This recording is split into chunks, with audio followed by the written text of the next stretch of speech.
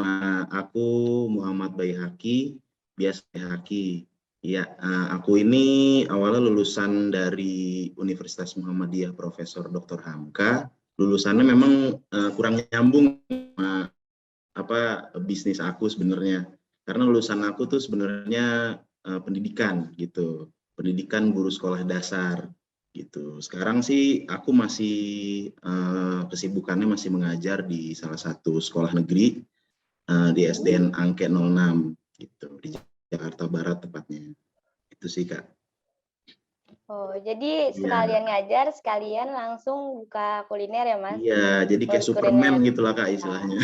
Wah, keren banget nih. Iya. Mas sebelumnya boleh cerita-cerita dulu nggak nih, Mas? Kenapa Mas tertarik sama bisnis kuliner dan kenapa harus milih buka burger gitu? Oh iya. Ya Kak, awalnya sebenarnya aku itu sebenarnya bukan bisnis burger ya, bukan. Awalnya aku itu sebenarnya bisnis ayam geprek waktu itu. Di tahun 2020 itu aku sempat buka yang namanya ayam geprek box. Jadi kayak ayam geprek di dalam box gitu. Nah, itu aku bertiga sama kakak aku dan teman aku waktu itu. Nah, di tahun 2020 itu sekitar awal bulan Januari kalau nggak salah, aku buka tuh di salah satu food court yang ada di daerah Jakarta Timur, daerah Condet tepatnya. Nah, pada saat itu aku dan tim aku tuh kena salah satu musibah lah, istilahnya musibah yang kita alami semua lah. Pada saat bulan Maret kena pandemi di awal, itu semuanya akhirnya baru buka terus kena pandemi, ya akhirnya mau nggak mau kita harus tutup dulu sementara karena memang kebijakan dari pemerintah kan pada saat itu untuk tutup PPKM total semua, dari bisnis mikro maupun makro semua tutup. Nah akhirnya kita juga ikutan kena juga. Nah akhirnya di situ bagaimana caranya aku bersama teman-teman aku dan kakakku muter otak tuh, dari mulai cooking from home aku buat akhirnya, karena memang mau nggak mau nggak ada pemasukan tapi bahan baku buffer stok semua masih banyak, ya udahlah kita coba gitu bareng-bareng, kita lewat old school banget pokoknya dari tetangga ke tetangga gitu, kita ini mau nggak ayam aku nih yang baru buka terus kena pandemi.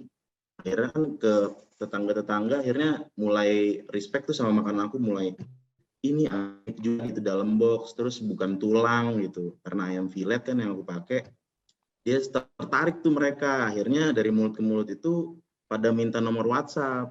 Ya udah akhirnya daerah-daerah lokal aku itu pada suka ayam geprek aku. Tapi pada saat itu karena tetap kita harus bayar uang sewa tempat 50% lah waktu itu kalau nggak salah bayarnya. Kita harus balikin uang sewa itu, tapi kita nggak kuat kan otomatis karena pemasukan nggak ada, penghasilan nggak ada, makanya ya mau nggak mau di bulan salah harus tutup akhirnya. Dan aku bersama kakak aku waktu itu muter otak kembali tuh akhirnya gimana caranya ya bisa jualan tapi yang nggak di tempat ditutup sama pemerintah gitu karena kena kebijakan. Ya udah akhirnya aku coba model gerobak atau semi boot lah istilahnya.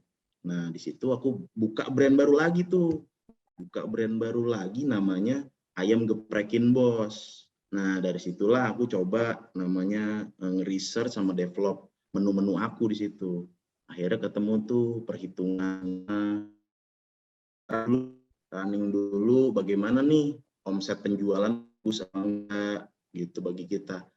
Kita coba running, ya alhamdulillah antusias itu di Prekin Bos bagus gitu.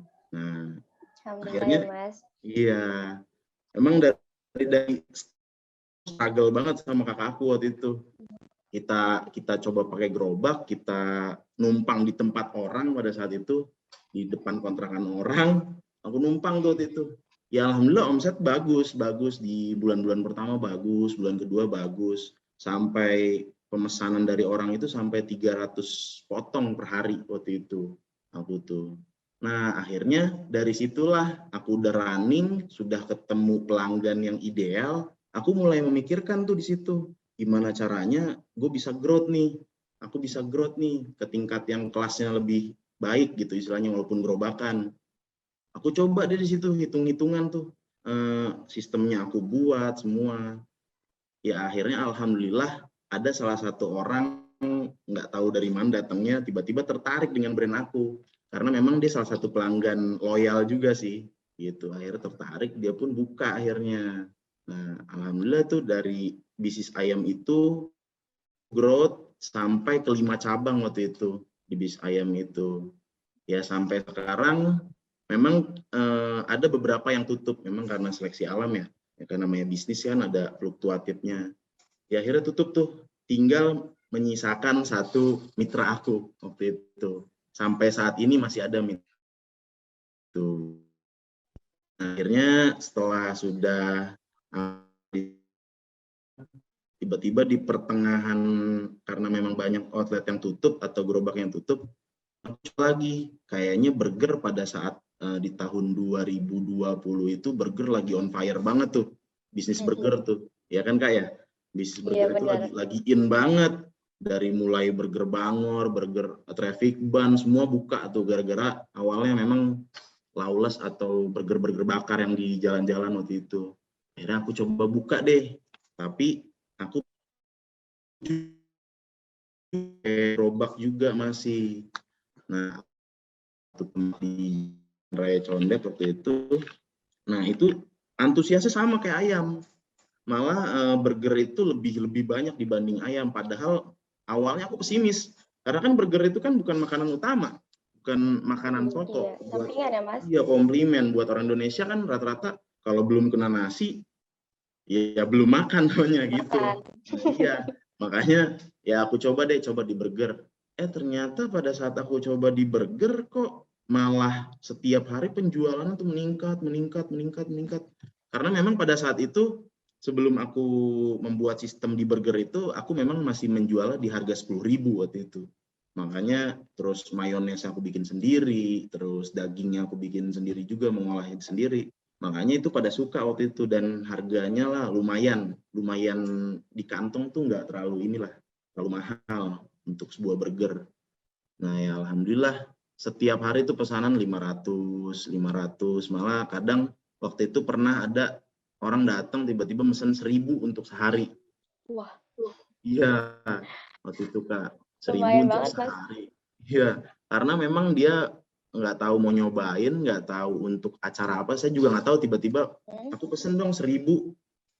Kan kita kapasitas yang namanya kapasitas kompor itu kan nggak terlalu besar waktu itu karena masih pakai but, ya kan. Wah itu kita dari jam 3 subuh udah goreng roti, masak daging, ya gitulah perjalanan awal aku buka bisnis itu akhirnya sampai saat ini seperti itu Kak.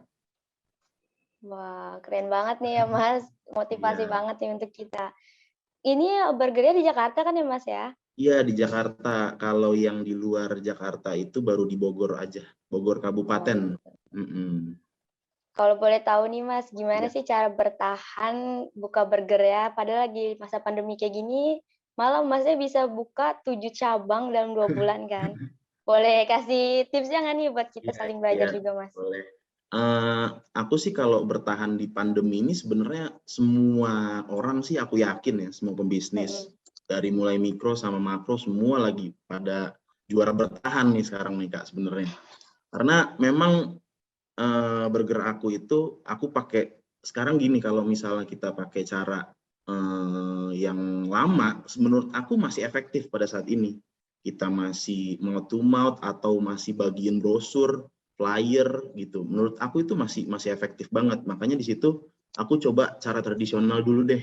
Kalau memang cara tradisional sudah efektif dan baik, baru kita naik kelas gitu ke cara yang lebih modern lewat digital marketing gitu. Nah, aku awalnya memang pakai cara tradisional dulu. Akhirnya aku membagikan flyer ke teman-teman, ya kan, lewat temen itu mungkin ada yang nongkrong dari mulut satu ke mulut yang lain kan, akhirnya salah satunya pasti ada yang interest. Nah, dari situ menurut aku nanti aku akan mendapatkan yang namanya pelanggan ideal Kak, gitu.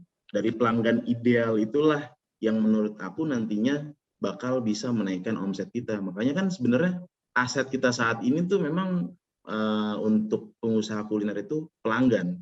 bukan pembeli menurut pandangan aku ya. Karena kalau pembeli aja mereka datang cuma beli doang gitu loh. Tapi kalau pelanggan memang dia awalnya datang terus memang dia karena suka dan nyobain tetap rasanya berkualitas atau rasanya kurang berkualitas pelayanan kualitasnya bagus, menurut aku mereka akan jadi langganan yang ideal atau loyal customer lah istilahnya. Gitu sih. Kalau untuk saat ini di era pandemi gitu Kak. Dan untuk kendala ini kan jatuhnya kemitraan ya Mas ya? Iya. Ya, selama berbisnis kemitraan ini kendalanya apa aja Mas? Kalau kendala di franchise ini atau kemitraan ya, kita sih masih di supply chain-nya masih karena gini, di kayak ke Bogor ya, aku ke Bogor itu untuk supply ke Bogor itu memang agak sulit karena memang ekspedisi yang biasanya menaungi supply aku itu sekarang dia nggak bisa ke daerah sana karena memang daerah pegunungan di Bogor itu. Daerah pegunungan, karena kan aku Bogor Barat ya, bukan Bogor Kota ya. Bogor Barat itu dekat dengan pegunungan Salak. Nah, makanya ekspedisi yang aku pakai ini agak sulit gitu untuk menjangkau sana. Akhirnya aku coba cari cara tuh. Aku coba cari ekspedisi dan bekerja sama sama salah satu ekspedisi waktu itu, dan alhamdulillah sampai saat ini sudah berjalan baik sih untuk supply-nya ke sana. Gitu sih. Rata-rata memang aku waktu itu supply yang agak berat gitu. Karena mitra memang mengeluhkan rata-rata biayanya yang fluktuatif untuk supply barang itu. Itu Kak. Iya. Mas ini apa namanya? Kulinernya kan burger ya Mas. Boleh tahu nggak nama burgernya itu apa? Oh, nama burger aku itu Burger. BURSTGERR, double R-nya. Gitu. Filosofinya apa nih Mas? Kenapa harus milih nama itu? Iya. Itu kan agak susah juga kan ya disebutin nama orang Indonesia. Burger, iya emang susah banget. Malah orang banyak yang nyebut burger gitu. Suka ada yang nyebut begitu. Nah, makanya iya. Aku itu ngambil awalnya sebenarnya bukan burger, awalnya aku mau nyoba udahlah pakai nama yang bagus lah, kaidahnya aku bilang gitu. Burger barokah aja awalnya gitu. Tapi kayaknya kurang deh. Coba kita cari nama yang agak ke barat-baratan gitu. Karena kan makan kita lokal ya. Lokal banget burger barokah. Gitu. Akhirnya aku coba tuh cari burger nih. Kenapa memang namanya burger? Aku waktu itu suka nonton makanan-makanan kuliner yang melting gitu Kak, yang mozzarella, disiram. Nah makanya aku itu kan dari kata bahasa Inggris meledak istilahnya ya, atau meletus. Nah itu aku ngambil filosofinya dari gimana caranya orang makan burger aku itu meledak di mulut gitu loh. Wah. Filosofinya. Oh gitu. Iya, makanya makanya aku tuh kalau karyawan aku nih kalau misalnya aku suruh banyakin sausnya, banyakin mayonesnya. Maksudnya itu tujuannya biar orang merasakan dari temanya burger itu. Rikunya langsung leleh gitu ya Mas ya. Betul. Untuk awal modalnya itu berapa ya Mas kira-kira untuk buka burger ini? Kalau aku awal-awal aku mencoba start bisnis aku sih waktu itu di modalnya di sekitar 2.500.000 aja. Karena waktu itu gerobaknya kan udah ada. Gerobaknya udah ada, tinggal aku beli utensilnya aja. Kayak kitchen toolsnya doang, kayak pan-nya, kompornya. Makanya modal aku terbilang ya sedikit sih.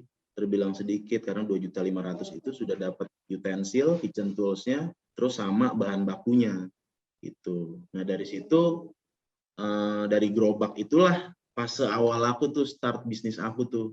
Akhirnya aku coba kita hitung-hitungan gimana sih kalau bisa buka satu outlet gitu loh. Nah akhirnya ketemu hitung-hitungan itu bersama tim aku. Sebenarnya aku berdua sama kakak aku gitu. Jadi aku tuh jadi masih sama kakaknya. Iya, memang aku berdua sama kakak aku join gitu loh. Terus berdua mendirikan Burger ini. Terus sama satu lagi temen kuliah aku yang basicnya juga guru sebenarnya. Nah, dia bagian untuk akuntingnya gitu Kak. Nah, pada saat itu memang aku startnya bertiga waktu itu. Start bertiga dengan modal yang minim. Akhirnya gimana caranya? Aku coba nih, bisa nggak ya gue buka outlet, bisa nggak ya? Nah, akhirnya aku coba deh cari investor, dan alhamdulillah ada salah satu orang, memang sebenarnya bukan aku yang mencari, tiba-tiba dia datang sendiri nawarin, udah deh gue aja yang buka gitu. Gue mau nyoba, akhirnya dicoba di satu outlet dan berhasil gitu Kak. Awal mulanya seperti itu sih. Makanya memang start bisnisnya dulu yang harus kita perhatikan sebenarnya teman-teman. Biar nanti pada saat kita run bisnisnya sudah ketemu pelanggan idealnya, kita udah tahu tuh bagaimana langkah-langkah selanjutnya untuk ke fase growth atau fase scale up lah kalau dalam bahasa bisnisnya. Seperti itu. Kalau gitu boleh tahu nih Mas, Mas kan dagangnya kan awalnya kan pakai gerobakan, ya kan? Betul. Terus langsung alhamdulillah dapat ibaratnya investornya lah gitu kan. Nah, kalau boleh tahu gimana nih cara buat investor kita lebih tertarik lagi, lebih yakin lagi dan nggak pergi kemana-mana gitu kan? Iya. Boleh tahu nggak Mas gimana caranya? Boleh. Nah, awalnya kan aku tuh waktu itu gerobak itu aku memang sekaligus meresearch apakah perhitungan kita betul atau tidak gitu. Jadi sekaligus aku bikin prospektus tuh pada saat itu. Prospektus aku berbentuk proposal. Jadi biar memang real datanya dari aku penjualan gerobak itu. Nah, makanya aku di gerobak itu bagaimana fase pertama aku pada saat aku start bisnis aku, biar aku tahu tuh perhitungan aku betul atau enggak, modal awalnya HPP-nya, COGS-nya, ataupun variabel cost yang dikeluarkan itu betul apa enggak. Nah, makanya aku dihitung di situ. Kalau aku nggak hitung pada saat itu, aku mungkin nggak bakal growth sampai saat ini. Makanya yang aku sebenarnya pedagang dengan pembisnis itu kan berbeda sebenarnya mindsetnya. Kalau memang kita berpikir pedagang, kita hanya satu revenue satu gitu. Hanya dari penjualan produk aja kalau kita pedagang. Tapi kalau misal kita berpikirnya sudah mulai kerana bisnis, mungkin revenue stream-nya bisa dari franchise fee, ya kan, license ataupun penjualan bahan baku, seperti itu sih. Makanya dari situ, dari fase awal, aku gimana caranya aku sudah mulai memikirkan aku ke level growth nih, gitu. Makanya aku hitung semuanya bersama tim bertiga waktu itu, benar-benar kita hitung matang sampai ketemu di bulan ketiga. Di bulan ketiga baru tuh matang semua, baru aku coba improvisasi ke investor gitu. Dari prospektus itu penjualannya. Jadi meyakinkannya sih dari prospektus itu memang real apa enggak, kan bisa kelihatan tuh. Kalau misalnya memang prospektusnya enggak real, ya aku yakin sih investor nggak bakal beli. Iya. Jadi jelas dulu ya Mas, gimana gitu perhitungannya biar investornya yakin kalau untuk naruh uangnya itu ke kita dengan percaya gitu kan. Karena kan nggak sedikit ya Pak ya naruh uangnya gitu. Nggak mungkin 200.000 doang kan. Oke Mas, gimana nih? Sebelumnya aku mau nanya, gimana caranya untuk kita promosiin? Kan kita banyak. Gimana cara promosiinnya? Apa satu-satu? Apa semuanya gitu? Promosiin outletnya masing-masing gitu maksudnya? Iya, bisa. Oh, kalau aku sebenarnya terpusat kalau masalah promosi. Jadi di kemitraan aku itu semuanya marketing support, sales support itu kita bantu semuanya dari pusat. Gitu. Karena kenapa? Kalau misalnya hulunya membantu, aku yakin hilirnya akan berjalan dengan baik. Gitu. Jadi kan ini sistemnya kayak dari hulu ke hilir, istilahnya begitu. Dari pusat ke mitra. Kalau mitranya bagus, aku yakin pembelian bahan bakunya pun ke kita, ke franchise kita bagus gitu. Nah, makanya aku di situ biasanya aku akan bantu marketing supportnya, sales support aku akan bantu Nah, biasanya awalnya itu aku mengundang beberapa orang-orang sekitar outlet itu terlebih dahulu. Karena kenapa? Pasti market ideal kita biasanya orang sekitar di awal kita buka, bukan orang lain. Palingan ya kita ngundang temen, ya temen itu mungkin cuma sekali 2 kali lah datang. Tapi kan orang-orang lokal tuh biasanya bisa dijadikan pelanggan ideal. Kayak contohnya nih, misalnya kakaknya buka es kekinian lah di mall gitu. Nah, itu kan rata-rata pembeli semua gitu loh Kak. Pembeli yang kita nggak tahu besok dia akan datang lagi atau enggak. Tapi kalau kita mau nyari pelanggan, kita biasanya nyarinya dari orang-orang lokal sekitar, karyawan atau toko-toko yang ada di sekitar kita itu pasti akan beli ke situ, dan itulah salah satu pelanggan ideal kita. Nah, biasanya aku sih treatmentnya untuk ke pelanggan ideal itu, aku akan ngasih yang namanya treatment yang lebih baik lah istilahnya.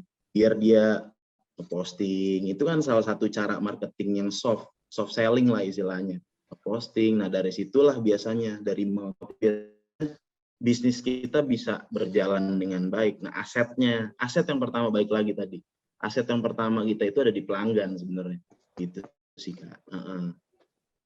Aset nomor 1 ya Mas ya, pelanggan. Nomor 1 di Karena pelanggan. kalau nggak ada aset, ya kita juga nggak ada. Iya, pasti omset akan menurun kalau nggak ada pelanggan. Oh ya Mas, soal promosi, kira-kira nih promosi apa sih yang paling menarik biar orang lebih lihat ke usaha kita? Ya, itu tadi balik lagi sih Kak. Kalau aku promosinya, kalau untuk saat ini memang aku lagi menggait hampir 50 influencer waktu itu. Memang aku lebih suka influencer itu influencer yang baru starting Kak, baru mulai mau up lah istilahnya. Nah, dari situ biasanya aku ambil mereka yang baru mau mulai, biasanya lebih loyal Kak dibanding influencer yang sekarang udah terkenal. Gitu sih Kak. Karena memang engagement mereka memang banyak, influencer yang sudah terkenal. Tapi aku lihat sih sebenarnya influencer yang lagi starting ini yang sebenarnya engagement lebih banyak, karena lagi dilirik sama teman-temannya, dilirik sama rekan-rekan kerjanya. Gitu sih Kak. Aku ngambilnya makanya rata-rata influencernya itu influencer yang ya kalau aku ngeposting biasanya orang nggak kenal gitu. Biasanya orang-orang yang baru mau mulai yang followersnya masih 42.000, 125, biasanya aku ngambilnya yang gitu sih. Nah, saat ini sih aku lagi kerja sama 50 influencer gitu. Dan itu semua gratis Kak, alhamdulillah. Gitu. Digratisin atau gimana? Memang aku kerja sama mereka kayak ada simbiosis mutualisme lah istilahnya. Gitu. Aku naikin nama dia naikin nama aku gitu. Jadi sebenarnya ya sama aja kayak kita ngasih proposal ke perusahaan. Semuanya juga harus ada timbal baliknya bagi perusahaan, segitu sih Kak. Sama kayak aku juga harus ngeposting. Nih aku lagi di review nih sama Adam. Waktu itu sama Adam Rizwan. Aku lagi di review sama Adam Rizwan waktu itu. Dan dia akhirnya ngebantu aku, karena dia ngebantu aku juga. Aku ngebantu dia juga akhirnya untuk ngenalin nih, gue pakai influencer ini bagus nih. Dan dia akhirnya ngebantu aku juga nih, gue kenalin sama 50 influencer, dan itu semuanya alhamdulillah gratis. 50 influencer itu. Jadi nggak dalam hitung-hitungan juga ya Mas, lebih enak juga royal, kitanya juga dapat lirikan juga lebih banyak. Benar Kak. Dan kira-kira kalau misalnya influencer gitu, kita juga ngasih promo-promo gitu nggak sih Mas, biar bisa lebih menarik? Ya, biasanya aku ngasih promo juga sih Kak. Ngasih promo ke influencer, nih Kak ada promo ini, tolong dong Kak diliput gitu. Biasanya mereka sih langsung hadir sih gitu, karena memang kita juga sebagai pembisnis, kita loyal ke mereka, pada akhirnya timbal baliknya akan loyal juga sih. Makanya setiap ada promo apapun atau aku opening, misalnya nih kan mau opening lagi nih Kak di Cirende, insya Allah di cabang Ciputat. Nah itu influencer udah nungguin semua Kak, ayo dong Kak review lagi gitu, review bareng lagi. Boleh Kak, gitu. Padahal Jadi aku pada nungguin ya Mas. nggak ngasih uang sepeser pun, alhamdulillah, tapi mereka timbal baiknya ya bagus banget sih buat aku, buat bisnis aku juga. Gitu sih Kak. Ada tips nggak nih Mas untuk memilih influencer gitu? Selain baru, kita harus ngelihat influencernya itu dari sisi mana juga gitu. Kalau aku biasanya sih kan sekarang kan followers gampang belinya ya. Gampang Mm-mm. banget followers belinya. Nah, itu sebenarnya banyak influencer tuh yang toxic banget, banyak sebenarnya. Mm-mm. Kita kirimin produk, dia malah bilang, aduh Kak, maaf udah habis. Itu pernah ada Kak begitu. Udah maaf Kak, udah habis, nggak sempat di review, itu ada. Nah, itu makanya memang kita harus coba satu orang aja kita masuk. Biasanya di influencer itu punya komunitas Kak. Contohnya nih, contoh kecilnya di Traveloka Eats itu punya salah satu influencer, dan komunitasnya itu kayak komunitas influencer Traveloka Eats itu ada sebenarnya gitu. Nah, mereka tuh biasanya ngebantu bagi UMKM itu. Ini mudah-mudahan UMKM yang dengerin di sini bisa tahu ya. Dia kayak Traveloka It's Buddy biasanya. Nah, itu coba di kontak aja, cari. Biasanya tuh ada influencer-influencer yang baru mau grow, dia ngebantu UMKM biasanya Kak. Gitu. Seperti itu Kak. Jadi kita incar ke komunitasnya dulu ya Mas ya. Iya. Cari tahu. Gitu. Soalnya kalau misalnya kita ke Raffi Ahmad, saya yakin dikirimin produk belum tentu di review ya kan, karena mereka kan sudah kelas atas. Jadi kita sebagai UMKM juga saya sadar gitu, karena untuk review ke mereka aja perlu biaya yang besar gitu menurut aku gitu. Makanya aku coba deh kita gerilya dulu ke bawah-bawah dulu aja, kali aja bisa saling support ke outlet aku, saling support ke mereka juga gitu sih Kak.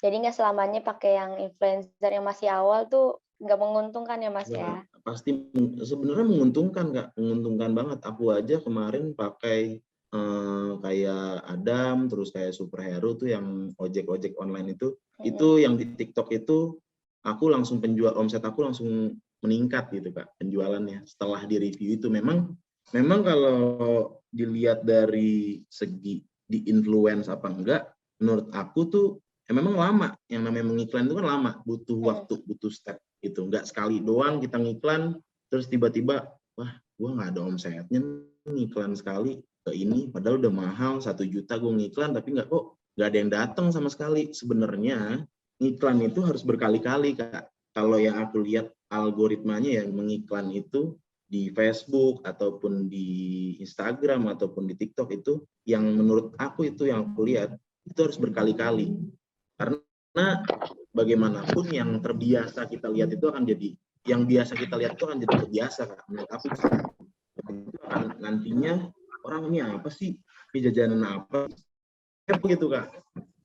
Itu awalnya begitu, aku mengiklan itu memang nggak mau satu influencer aja, aku akan banyak ke influencer lain gitu.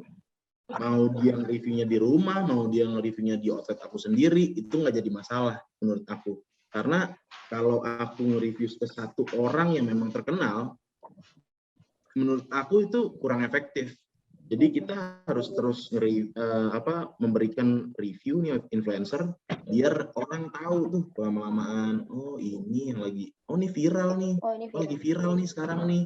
Viralnya padahal di daerah influencernya doang sebenarnya, tapi malah jadi nanti ke bahan omongan ke yang lain gitu, malah jadi meluas gitu sih Kak. Itu influence yang efektif banget sih menurut aku. Begitu. Baik banget nih Mas, dapat ilmu baru soal influencer ya. Iya.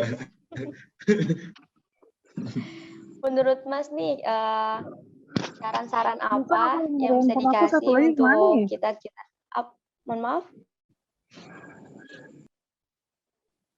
Maaf Kak.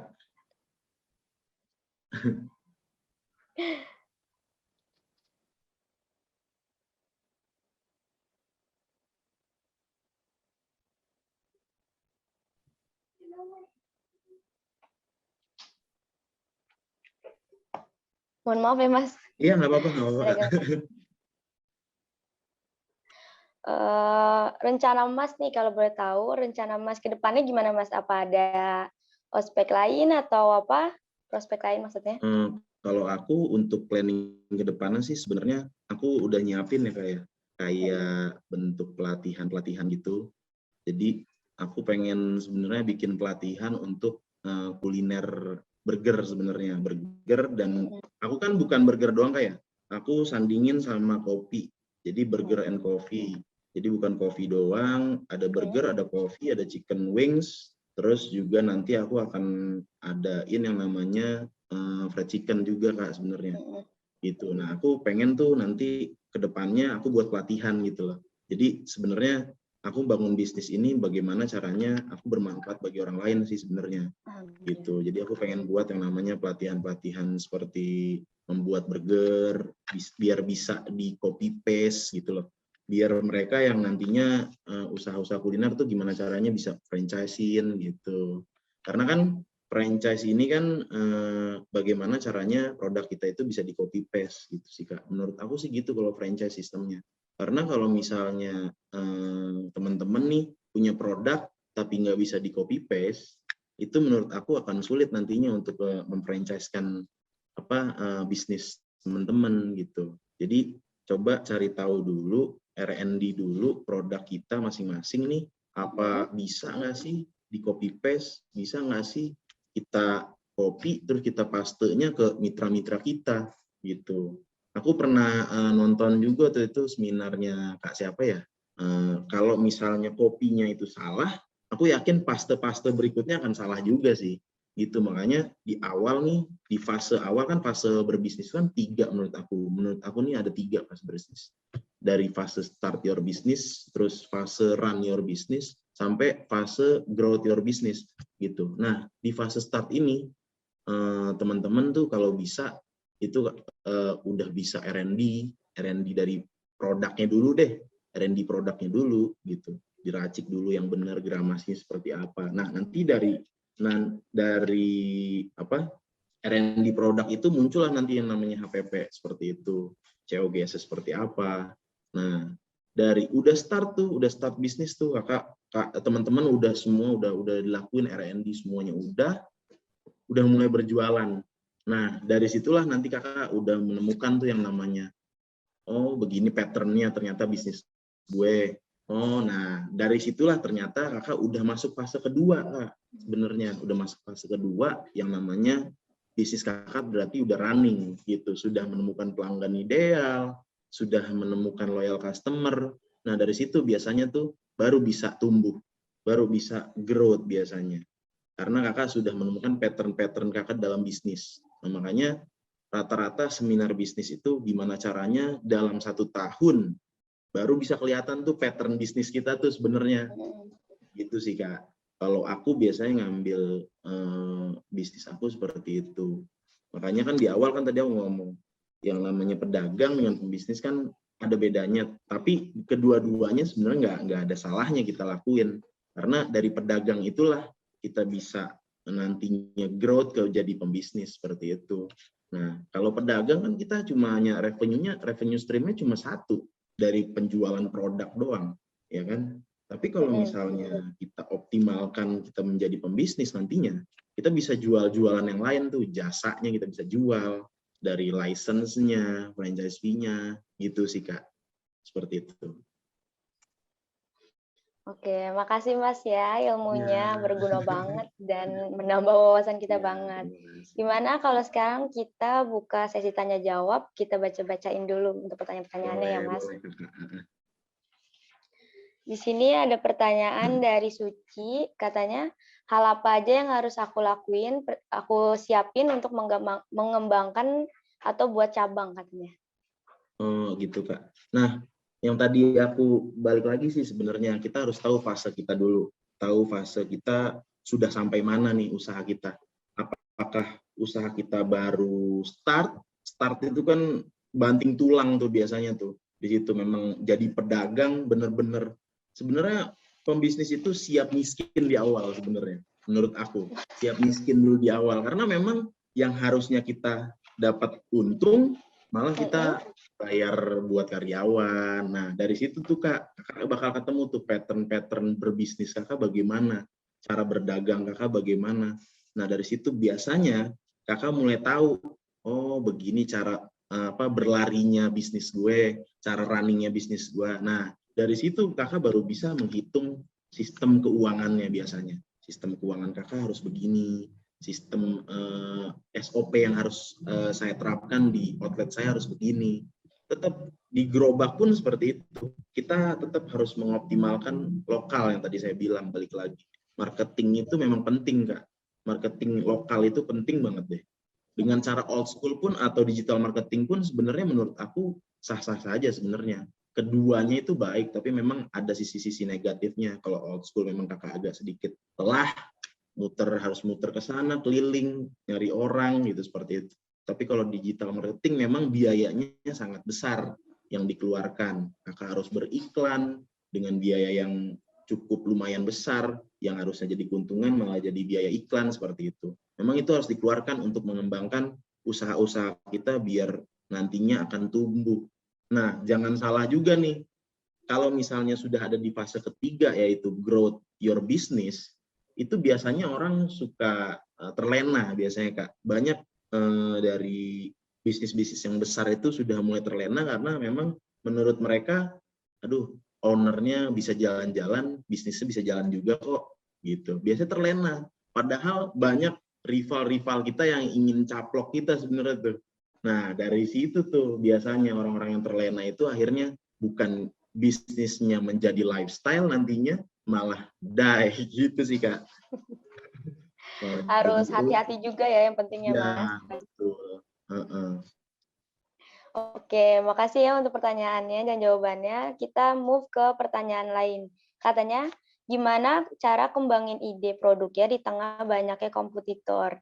Gitu Mas. Jadi gimana cara kita bisa dapat ide di banyak kompetitor di bisnis kuliner gitu Mas? Nah, aku balik lagi nih ke sistem lama. Sebenarnya sistem ATM itu bagus banget. Amati, tiru, modifikasi. Ya kan? Itu masih sampai saat ini rata-rata pembisnis makro maupun mikro itu masih pakai cara itu sebenarnya. Tapi bagaimana caranya ATM itu dibikin jadi unik gitu loh. Jadi beda dibanding yang lain gitu.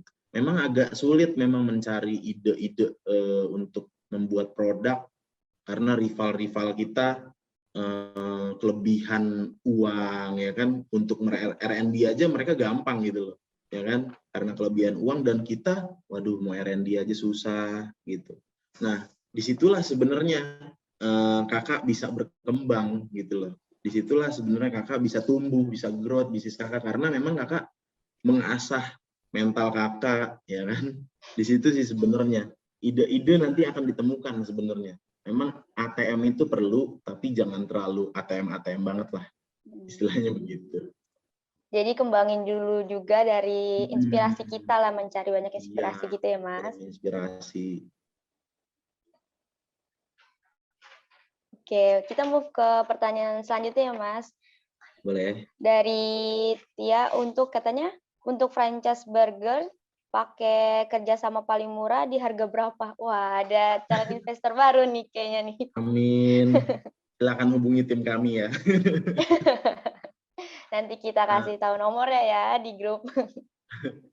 Kalau untuk harga franchise kita masih di angka yang sangat murah sebenarnya menurut saya ya, di angka 17.500.000.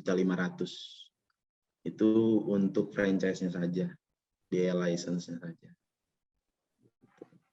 Tapi untuk pembangunannya nanti biasanya kita akan berbicara sama calon mitra kita biasanya, mau bagaimana tempatnya, karena kita sebenarnya punya SOP untuk pembangunan outlet itu, tapi kita tidak terlalu mengunci banget mitra biar harus bayar segini, enggak.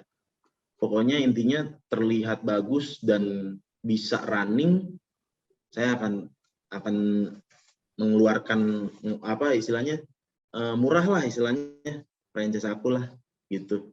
Nggak terlalu berbelit-belit untuk masalah SOP. Bisa menyesuaikan lah ya bisa istilahnya. menyesuaikan.